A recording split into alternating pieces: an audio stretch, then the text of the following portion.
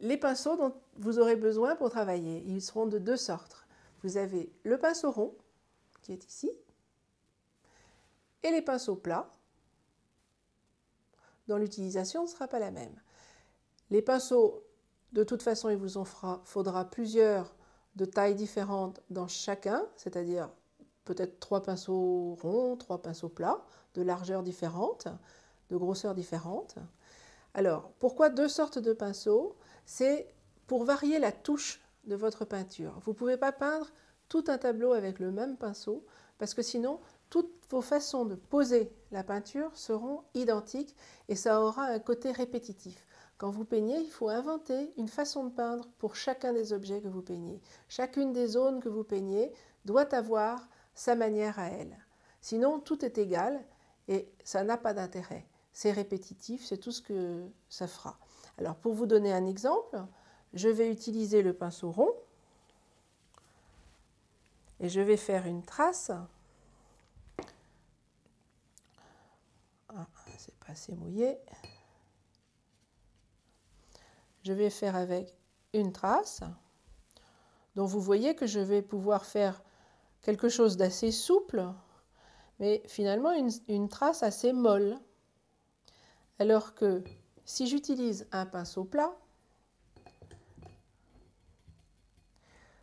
je vais utiliser la même couleur. La façon de poser la peinture sera beaucoup plus vigoureuse. Ça sera quelque chose qui vous permettra de restructurer votre dessin. Ça sera quelque chose de plus fort qui vous permettra de dessiner différemment. Alors pas forcément de ce côté-là, hein, puisque vous pouvez l'utiliser aussi sur la tranche pour un tracé plus fin. Alors là je viens d'utiliser de l'acrylique. Et dans ce cas-là, ce dont je voulais vous parler, c'est de faire très attention à préserver vos pinceaux en les lavant bien après le travail.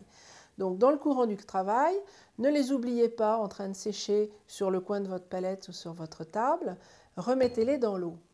Quand vous avez fini de travailler, vous prenez vos pinceaux et vous allez les laver. Alors pas seulement les passer à l'eau claire du robinet, vous allez les shampouiner. Vous allez prendre un pain de savon, vous allez frotter vos pinceaux sur le pain de savon abondamment, de façon à ce que le savon pénètre à l'intérieur de tous les poils du pinceau jusqu'à la virole. La virole, c'est la partie métallique là qui coince le faisceau de poils. Les poils du pinceau vont jusque-là, hein. Ils sont cachés par la virole. Donc en fait, la possibilité pour la peinture de s'immiscer à l'intérieur est assez importante puisque vous ne le voyez pas. Si vous ne savonnez pas à fond et ne rincez pas à fond vos pinceaux à l'eau chaude, vous courez le risque que la peinture, en s'accumulant, sèche au fond du pinceau et elle va rendre le poil cassant et vos pinceaux vont petit à petit perdre leur poil. Alors d'abord c'est agaçant parce que vous en avez qui se collent partout sur votre travail et en plus vos pinceaux n'auront pas une durée de vie très longue. Alors voilà, un petit peu de charité vos pinceaux, ils vous le rendront bien et ils dureront des années.